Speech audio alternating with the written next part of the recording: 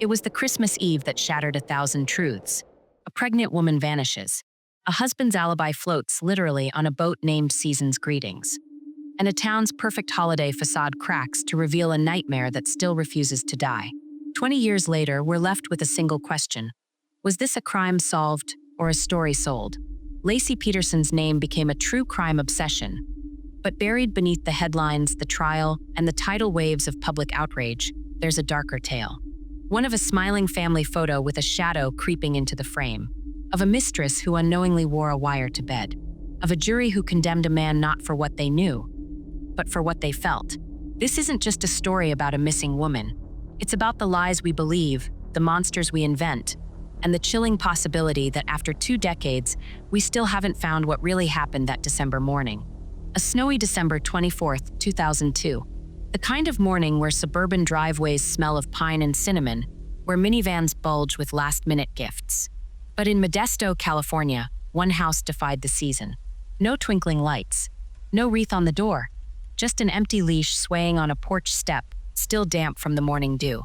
At 10:08 a.m., Laci Peterson, 27 years old, 8 months pregnant, her nursery meticulously ready, left her home to walk the dog. She never returned. By sunset, her husband Scott would tell police he'd been fishing 90 miles away. Alone, he stressed. Just needed air before becoming a dad. But detectives noted 3 chilling details. His spontaneous fishing trip required a $1,500 boat bought weeks prior. He never once called Laci's phone that day. The marina's security cameras? They never saw him launch. This wasn't just a disappearance. It was a lie so perfect, it almost drowned the truth. A lie stitched together with Christmas lights and baby showers. A lie that turned a husband into a suspect, a suburb into a crime scene, and a nation into a jury. 20 years later, we're still asking, was Laci Peterson's killer hiding in plain sight, or did we invent a monster to make the nightmare make sense? Her story isn't just about a missing pregnant woman. It's about the secrets we bury in broad daylight, the ones that whisper. You never really know the person sleeping next to you. Let's rewind to the fairy tale, or rather, the facade. Laci Peterson wasn't just pregnant. She was a walking Hallmark card, 27 years old, glowing with 8 months of impending motherhood. Her nursery prepped with alphabet blocks and a crib named Baby Connor's Castle. Friends called her the human sunshine, the kind of woman who baked cookies for the mailman and memorized every student's birthday in her kindergarten class. Then there was Scott, the husband who'd surprise her with seashell-shaped pancakes. The man who'd proudly rub her belly at barbecues and joke, "I'm outnumbered already." They lived in a cream stucco house with a lemon tree in the yard. From the outside, flawless. But here's what the holiday cards didn't show. Scott's secret second phone, purchased 2 weeks before Christmas. The $250,000 life insurance policy he'd taken out on Laci, with a clause voiding it if she died after giving birth. The classified ad he'd posted on December 9th. 2002 Toyota truck for sale. Must sell ASAP. Reason, moving out of state. December 24th began like any other Tuesday. 8:30 a.m. Laci brewed hazelnut coffee, her favorite mug labeled Mama Bear, steaming in hand. 9:15 a.m. She texted her sister. Done shopping. Just need to walk Mackenzie and wrap Scott's gift. 10:08 a.m. Neighbors waved as she strolled their golden retriever past inflatable Santas. By 5:30 p.m., the street was dark. Laci's half-wrapped presents, a monogram toolkit for Scott, a onesie saying Daddy's Wingman, sat abandoned. Her keys rested on the counter. The dog cowered in the backyard, leash still clipped to its collar. And Scott, he told detectives he'd driven to Berkeley Marina that morning. Not for a holiday getaway, not for a baby moon, to fish. In a 14-foot aluminum boat he'd bought on December 9th. The same day he listed his truck for sale. "I wanted to bond with my son," he later testified. "Teach him to love the water." But here's the catch. Scott didn't own fishing gear. The marina staff never saw his boat leave the dock. And when police checked his GPS, the location data was wiped clean. This wasn't just a marriage crumbling. It was a stage play. One where the audience, neighbors, friends, even Laci herself, never noticed the trapdoor beneath the actor's feet. Until it swung open. Scott Peterson didn't look like a killer. He looked like a grieving husband, the kind of man who choked up during TV interviews, begging for his wife's safe return. The kind who handed out flyers with Laci's smiling face. the kind who told reporters, "I just want her home for Christmas." But behind the cameras, Scott was unraveling. For days after Laci vanished, police found him at a storage unit. Inside, $15,000 in cash, survival gear, camping supplies, and 4 bottles of hair dye. Blonde. By New Year's Eve, he'd shaved his head and grown a goatee. He traded his truck for his sister's Mercedes. He told friends he was scared of being recognized. But detectives wondered, was he hiding or preparing to run? Then came Amber Fry, a 28-year-old massage therapist from Fresno. Amber thought she'd met her soulmate. Scott had introduced himself as a wealthy bachelor traveling Europe for work. He'd sworn he'd never been married. They'd spent New Year's Eve together, hours after Laci's vigil. But on January 6, 2003, Amber saw Scott's face on the news. The devastated husband begging for tips.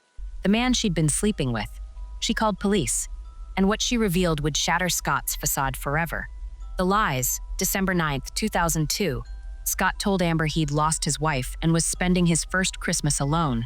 Laci was still alive. December 24th. As Laci vanished, Scott called Amber from his work trip in Paris. He whispered, "I'm lying here thinking of you." December 29th. He gave Amber an eternity necklace, promising, "This is just the beginning for us." Amber wore a wire for police. Over 22 recorded calls, Scott spun wilder lies. "I'm in Europe for New Year's." He was in Modesto. "I've never been married." His wedding album sat in Laci's closet. "I'll introduce you to my son soon."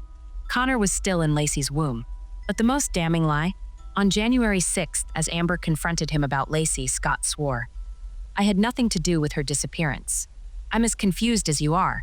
Detectives weren't confused. They'd found his alibi. The alibi that evaporated. Scott claimed he'd left Modesto at 9:30 a.m. on December 24th to fish. He swore he launched his boat at Berkeley Marina around 10:18 a.m. But marina employees testified. No one launched a boat that morning. Security footage. No sign of Scott's truck or trailer. Neighbors spotted Laci walking the dog at 10:08 a.m. after Scott allegedly left. Even the fish betrayed him. Scott claimed he'd caught sturgeon. Biologists laughed. Sturgeon don't bite in December. The mistress who became a weapon. Amber Fry wasn't just a mistress. She was a time bomb. Her testimony revealed Scott's cold calculus. He'd begun dating her weeks before Laci vanished.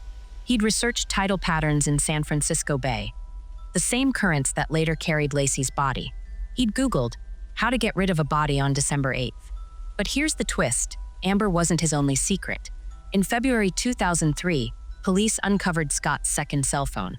Buried in the call logs, 3 calls to Amber in December, 12 calls to a pet crematorium, 3 calls to a realtor about selling the house. The media's monster. By March 2003, Scott wasn't just a suspect, he was America's villain. Tabloids dubbed him the Devil of Modesto. Pundits dissected his TV interviews. See how he fake cries? Guilty. Even his smile became proof. But was this justice or a witch hunt? The defense argued. No physical evidence tied Scott to the crime. No witnesses saw him harm Laci. The media painted him as a sociopath before the trial began. Yet the jury saw what everyone saw. A man who sold his wife's car days after she vanished. A man who asked about cremation costs while search teams combed the bay. A man who told Amber, "This is the first December I haven't been sad," as Laci's family sobbed on national TV. The unanswered question. Was Scott Peterson a master manipulator? Or a flawed man crucified by circumstantial evidence and public rage? Consider this, the burglary across the street. On December 26th, a neighbor reported stolen items. The thieves, later convicted of assaulting women. But police dismissed them as suspects until 2017, the $250,000 life insurance policy. Scott never filed a claim. The anonymous tip about a pregnant woman fighting a man in a park. Never verified. Yet none of this saved Scott. Because in the end, the jury didn't convict him based on what he did. They convicted him based on who he was. A liar. A cheater. A man who smiled while his pregnant wife's photo flashed on every news channel. But does that make him a killer? April 14th, 2003. For months after Laci vanished, the tides of San Francisco Bay began to whisper secrets. A man walking his dog along the rocky shore of Point Isabel froze. There, tangled in seaweed, was a small, pale shape. Not driftwood, not garbage. A fetus still curled in the posture of sleep. Laci's son, Connor, had finally been found, but not in his nursery, not in his father's arms, washed up like debris, 90 miles from home. 3 days later, the Bay gave up another grim offering, a headless torso missing hands and feet. Dental records confirmed it was Laci. Her pregnancy sweatshirt, the one she'd worn on her last walk, still clung to her body. When detectives told Scott, he collapsed at a press conference. The world watched him sob into his hands. Headlines screamed, "Killer unmasked," but forensics told a colder, quieter story. The evidence that wasn't there. No DNA linked Scott to the bodies. No blood in his truck, boat, or home. No witnesses saw him dump anything into the Bay. Just 2 facts. Laci and Connor were found near Berkeley Marina, where Scott claimed he'd been fishing. They'd been in the water for months, but Connor's body was eerily intact. The prosecution called it the perfect crime. The defense called it the perfect coincidence. The prosecution's science. Prosecutors built their case on 3 pillars. The currents. Oceanographers mapped the Bay's December tides. They claimed bodies dumped near Berkeley Marina would drift exactly where Laci and Connor were found. One expert testified, "It's like a road map," and Scott followed it. The boat, Scott's 14-foot aluminum vessel, couldn't handle rough waves, but prosecutors filled it with 140 pounds of cement weights, the same type Scott had bought weeks earlier. It stayed afloat. He tested it, they argued. He knew how to sink a body. The timeline. Laci was last seen at 10:08 a.m. Scott's cell phone pinged near the marina at 10:18 a.m. 10 minutes to kill her, load the boat, and leave, the DA claimed. Plenty of time for a man who planned it all. But science had holes. The defense's counter, Connor's body. Full-term babies decompose faster in water. Yet Connor's skin was still soft. He wasn't in the Bay for 4 months, a defense biologist argued. Someone stored him, then dumped him later. The cement weights. None were found with the bodies. If Scott used them, where are they? The burglary. On December 26th, neighbors reported a break-in across the street from the Petersons. The stolen items? A van door, ropes, and a large tool that could crush concrete. The burglars, later convicted of assaulting women, were never investigated in 2002. The press conference that changed everything. When Scott collapsed upon hearing about Laci's remains, millions saw guilt. But his lawyers saw shock. "Wouldn't you faint?" they asked. "If you learned your wife and child washed ashore like trash?" Yet Scott's actions kept poisoning his case. Days after the discovery, he tried to sell Laci's car. He asked a friend, "Do they still do the death penalty here?" He Googled wealthiest countries without extradition, while Laci's family planned her funeral. The ghost of reasonable doubt. The defense pounced on flaws in the investigation. Police never tested DNA from the burglary scene. A warehouse near Scott's route had security footage from December 24th, deleted by the time police asked. A jailhouse informant claimed he'd heard another inmate brag, "I killed that pregnant lady for $5,000. The tip went nowhere. But none of this outweighed the horror of Laci's autopsy. What the Bay took and what it left behind, Laci's remains revealed brutal truths. Her neck bone was fractured. Had she been strangled? Her torso showed no stab wounds or bullet holes. Connor's umbilical cord was still attached, but his skull was missing. The prosecution argued this matched Scott's boat theory. Bodies decomposing in the Bay, battered by rocks. The defense fired back. If Scott did this, why no blood? No hair? No trace he was ever on that boat with her. The tide of public opinion. By May 2003, Modesto had turned on Scott. Strangers spat at his parents' house. Talk radio hosts called him Baby Killer. Even the local bakery canceled the Petersons' Christmas cookie order. 4 months too late. But rage isn't evidence. The unanswered questions. The anonymous call. Days after Laci vanished, a man told police, "Check the warehouse on Kansas Avenue. You'll find her there." By the time they searched, it was empty. The missing hands. Without fingers, there were no fingerprints to prove Laci drowned or fought back. The life insurance. Scott never claimed the $250,000 policy. If he killed for money, why abandon it? The verdict before the trial. As Laci's family buried her remains, the DA held a press conference beside the Bay. "We have our man," he declared. The crowd cheered. Reporters applauded. But in the shadows, doubts lingered. A retired homicide detective told the LA Times, "This isn't justice. It's a magic trick. Look at the husband, ignore the rest." Yet magic tricks work because we want to believe.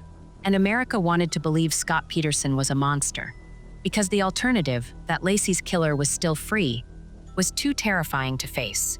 June 1st, 2004. The trial began not in a courtroom, but in a circus. News vans clogged the streets of Redwood City.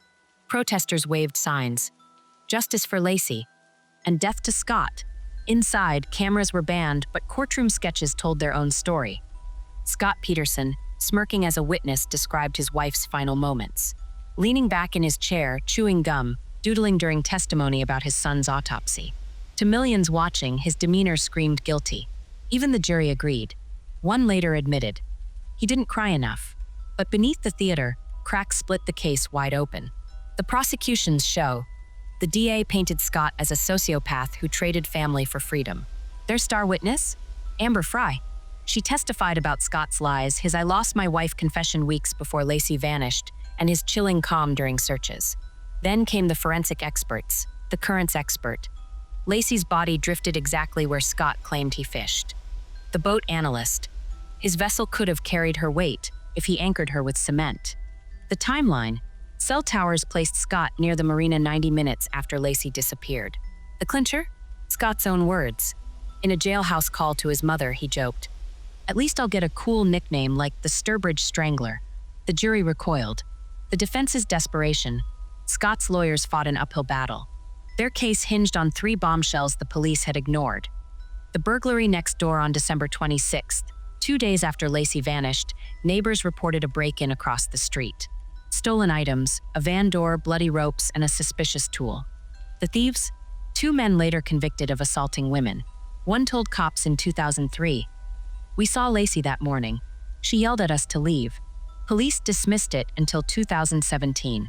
The jailhouse snitch in 2004, inmate Stephen Todd claimed his cellmate bragged, "I killed that pregnant chick in Modesto. Got $10,000 for it." Todd drew a map of where Laci's body was dumped. It matched the bay's currents.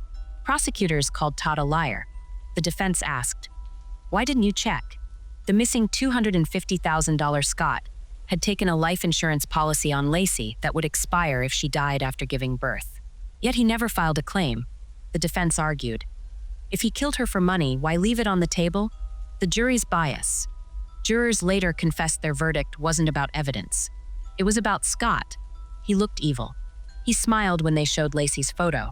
Real grief doesn't take coffee breaks. Even the judge admitted. This case was tried in the media first. The verdict, March 16, 2005. After 5 days of deliberation, the jury found Scott guilty. He mouthed, "Oh my God," as Laci's family cheered. Headlines declared justice. But whispers followed. A juror was dismissed mid-trial for prejudicing the panel with anti-Scott rants. Key evidence, like the burglary timeline, was excluded as hearsay. The defense's star alibi witness, a mailman who swore he saw Laci after Scott left, was discredited as confused. The aftermath, Scott was sentenced to death. But in 2020, his conviction was overturned due to biased jurors. A year later, he was resentenced to life. Yet the doubt remains. The warehouse tip. A caller in 2002 claimed Laci was held in a Modesto warehouse. By the time police searched, it was scrubbed clean. The missing hands. Without Laci's fingers, there was no proof she drowned or fought back. The media machine. 24-hour news cycles turned Scott into a cartoon villain. One legal analyst admitted, "We convicted him before opening arguments." The haunting question, was Scott Peterson a cold-blooded killer? Or did America need him to be? Consider this. The other suspects. The burglars had a van large enough to transport a body. One later stabbed a girlfriend. The timeline.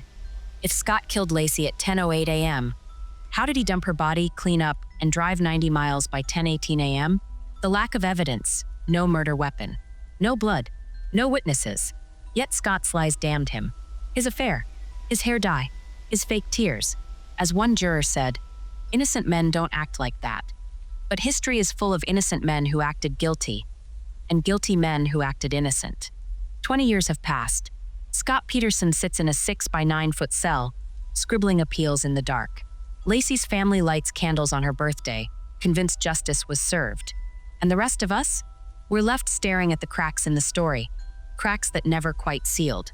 This isn't an epilogue. It's an autopsy of doubt. The echoes in the evidence. Let's start with the burglary across the street, the one police ignored until 2017. On December 26, 2002, 2 days after Laci vanished, neighbors reported a break-in. The stolen items, a van door, duct tape, and a homemade stun gun. The thieves? Donald Pierce and Stephen Todd, both later convicted of violent crimes against women. In 2003, Pierce told police, "We saw Laci that morning. She yelled at us to get off her lawn." Detectives dismissed him. Why? Because Scott had already become the perfect villain. Then, in 2017, a true crime podcast tracked down Pierce. His story hadn't changed. We were there. We saw her. But cops didn't want to hear it. The Modesto PD finally reopened the lead and closed it 6 weeks later. No explanation. The body that defied science. Connor Peterson's tiny body washed ashore after 4 months in the bay. But here's what baffled experts. His skin was still intact. His organs showed minimal decay. His umbilical cord remained attached. Forensic pathologist Dr. Cyril Weck testified. A fetus decomposes 3x faster than an adult. By April, there should have been bones, not a near-perfect body. The defense argued someone stored Connor, maybe in a freezer, then dumped him later. Prosecutors shrugged. The bay works in mysterious ways. The warehouse tip that vanished, days after Laci disappeared, an anonymous caller told police. Check the Kansas Avenue warehouse. You'll find her there. By the time detectives arrived, the building was empty, floors bleached, security footage erased. The owner, a shell company tied to a Modesto real estate mogul, who happened to play golf with Scott's father. Coincidence? Or a thread yanked from the tapestry? The Modesto effect. This case birthed a phenomenon. Armchair detectives now dissect every pixel. The dog's leash, Mackenzie, the Peterson's golden retriever, was found with his leash still clipped. Dog trainers insist. A panicked dog would have ripped it off. This was staged. The missing phone calls. Scott's cell records show 0 calls to Laci after 8:30 a.m. on December 24th.